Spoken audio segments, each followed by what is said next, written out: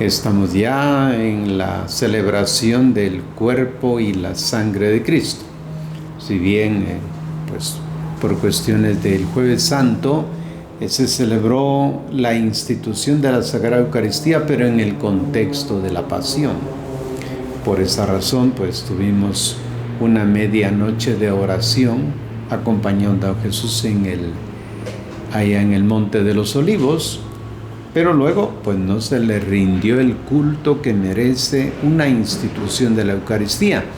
Por lo tanto, la Iglesia lo ha puesto ahora, después de celebrar el misterio de la Santísima Trinidad, celebramos el misterio eucarístico.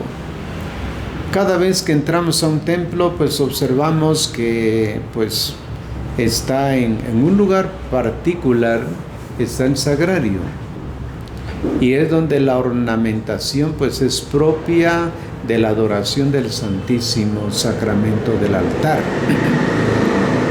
Luego pues encontramos pues las imágenes que están en los templos, que son imágenes pues.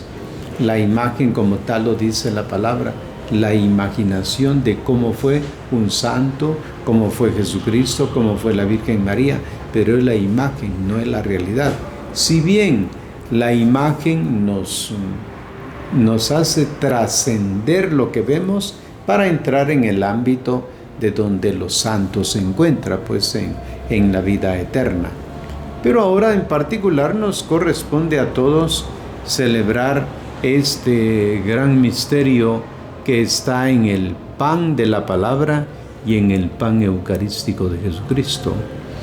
Ya en la celebración que tuvimos en el tiempo pascual, pues hemos meditado sobre dos discípulos que iban a Emaús y que Jesucristo los aborda, los acompaña y les va indicando, explicándole las Escrituras, y como dicen ellos, ¿acaso no ardían nuestros corazones cuando Él nos explicaba las Escrituras? Y luego, cuando Jesús se sienta a la mesa, recibe los dones del pan y del vino, pues cuando ellos descubrieron, era Jesucristo quien estaba con ellos. Y dice que en ese instante desapareció y Él se quedó en el pan, la Santa Eucaristía. De ahí pues que ahora los grandes signos de la presencia del resucitado están sacramentalmente, los signos sacramentales. Al hablar del signo, hablamos de la realidad de lo que es el cuerpo y la sangre de nuestro Señor en la celebración de la Eucaristía. En esa celebración de Corpus, el Evangelio está tomado de San Juan 6:51 al 58.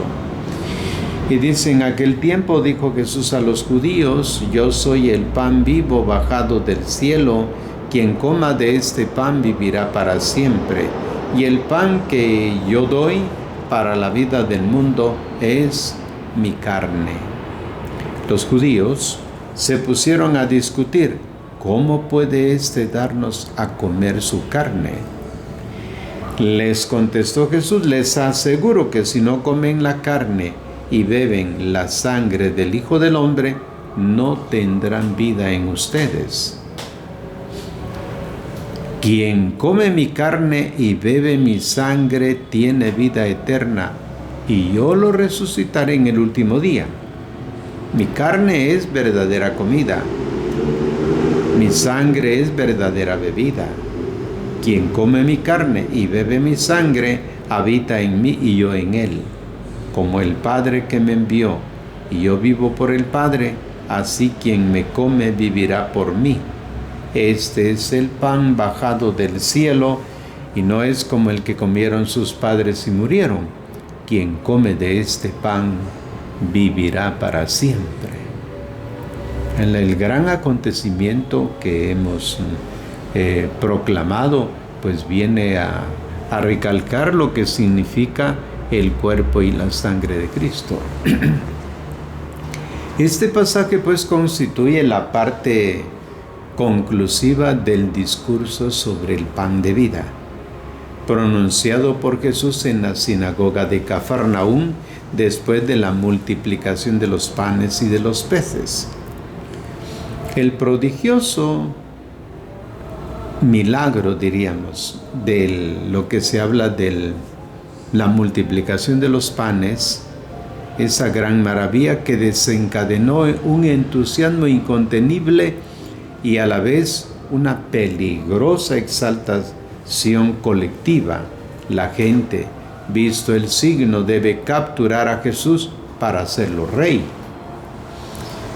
¿Por qué estas muchedumbres estupefactas, admiradas, siguen a Jesús? Se podría responder porque han comprendido que Él actúa, que en Él actúa el poder de Dios y por tanto creen en Él.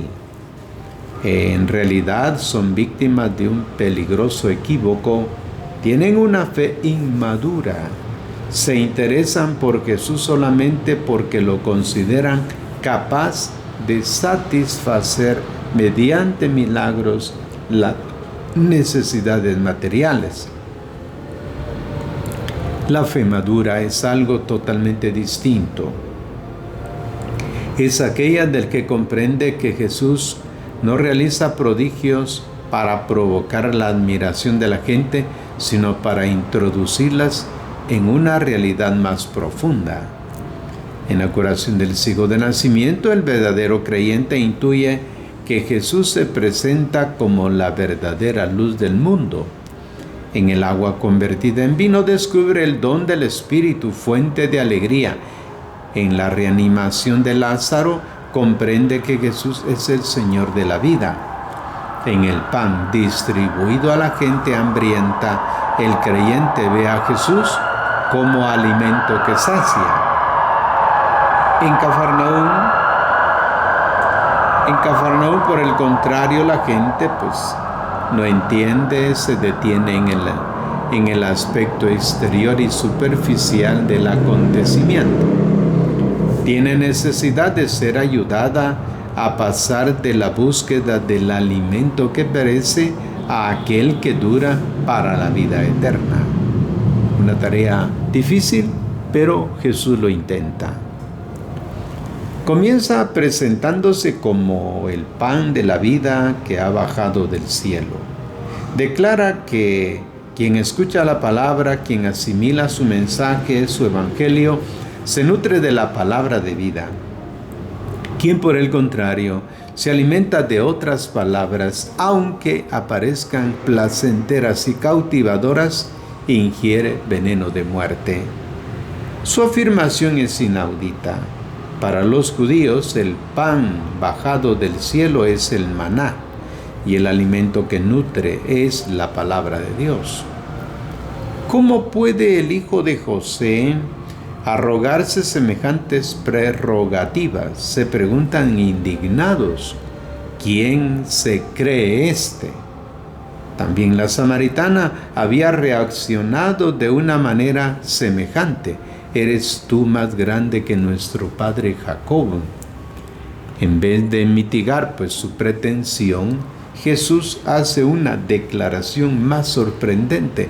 Aún el pan para ser comido no es solamente su doctrina, sino su misma carne.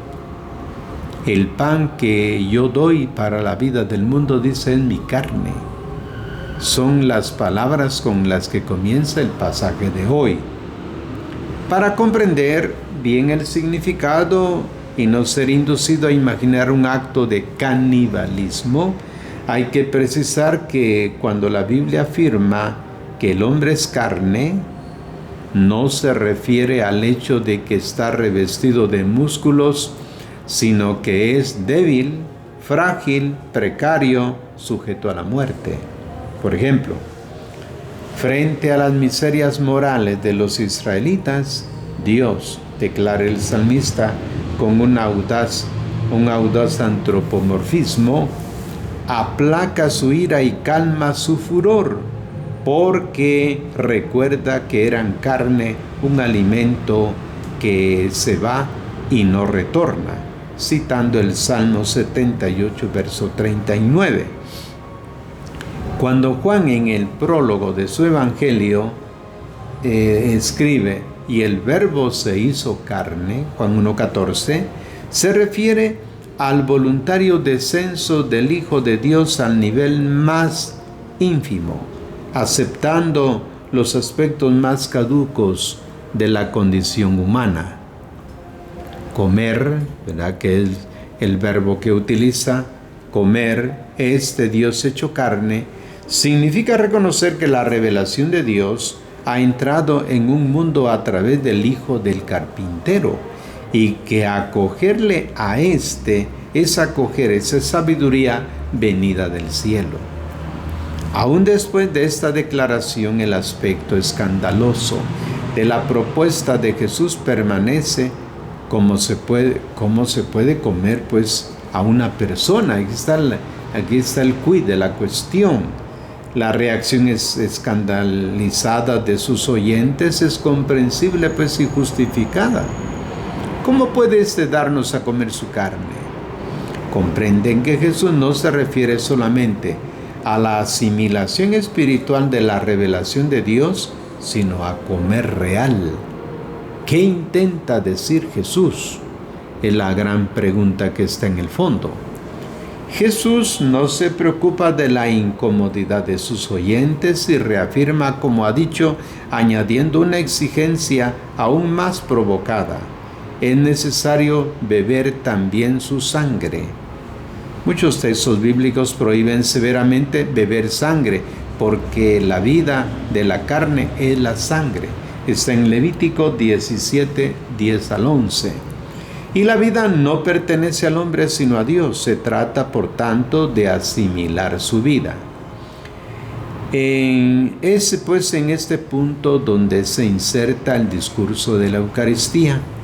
Antes de explicar el significado que en su discurso Jesús atribuye a este sacramento, fuente y ápice de toda la vida cristiana, quisiera poner en guardia contra algunas interpretaciones reductivas e incluso equivocadas, fruto de una cierta catequesis devocional e intimista del divino prisionero que exhortaba a ir a la iglesia para hacer compañía y consolar a Jesús.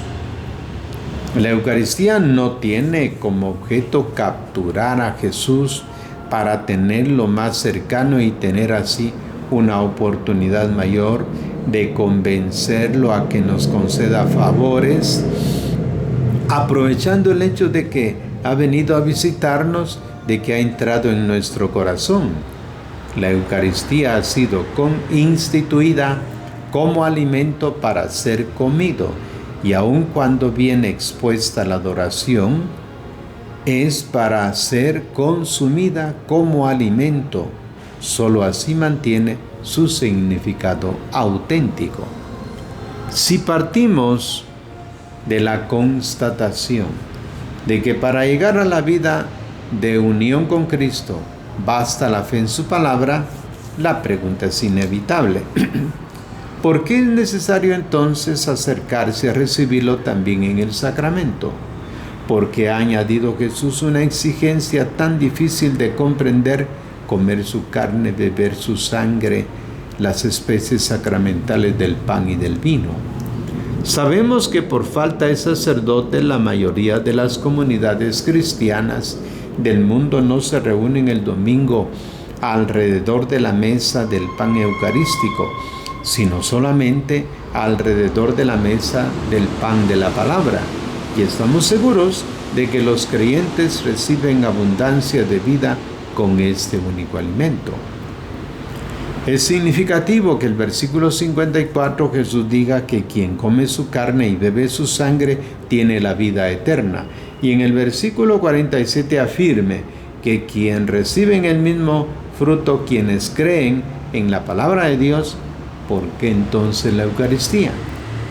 Debemos dejar claro, en primer lugar, que este sacramento que verdaderamente hace presente a Cristo resucitado no sustituye a la fe en la palabra de Cristo.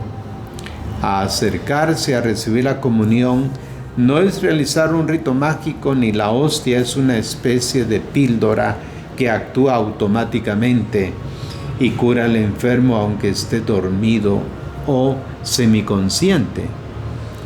Aquí no es suficiente comulgar muchas veces para recibir la gracia del Señor. Jesús no nos ha dicho que comulguemos muchas veces, sino que comamos su carne y bebamos su sangre. Y aquí la razón por la que antes de recibir el pan eucarístico es necesario escuchar y meditar un pasaje evangélico. La lectura de la palabra de Dios es requisito imprescindible. Cuando se firma un contrato, se estipula una alianza. Primero se deben conocer y valorar atentamente las cláusulas. Quien acepta convertirse en una sola persona con Cristo en el sacramento debe ser consciente de que la propuesta que se le hace tomar la decisión firme de aceptarla. En este sentido, de la apasionada recomendación de Pablo, que cada uno examine antes de comer el pan y de beber la copa, para no comer y beber la propia condenación. Así pues, el gesto de extender la mano para recibir el pan consagrado indica la disposición interior para recibir a Cristo, y de este modo sus pensamientos se convierten en nuestros pensamientos, sus palabras en nuestras, sus opciones en nuestras opciones. En la señal de la Eucaristía su persona es asimilada, tal como sucede en el pan. En cambio, la metamorfosis vendrá muy lentamente. El proceso estará marcado por éxitos y fracasos, pero la escucha humilde de la palabra de Dios y la comunión con su cuerpo y con su sangre, pues cumplirán el milagro. Un día el discípulo se alegrará de la transformación realizada en él por el Espíritu que actúa en el sacramento y llegará a exclamar como San Pablo: ya no vivo yo, sino que Cristo vive en mí. Vivamos por nuestra Eucaristía y acerquémonos cuanto tiempo tengamos para alimentarnos del pan de la palabra y su cuerpo santísimo que ha sido celebrado en la Eucaristía.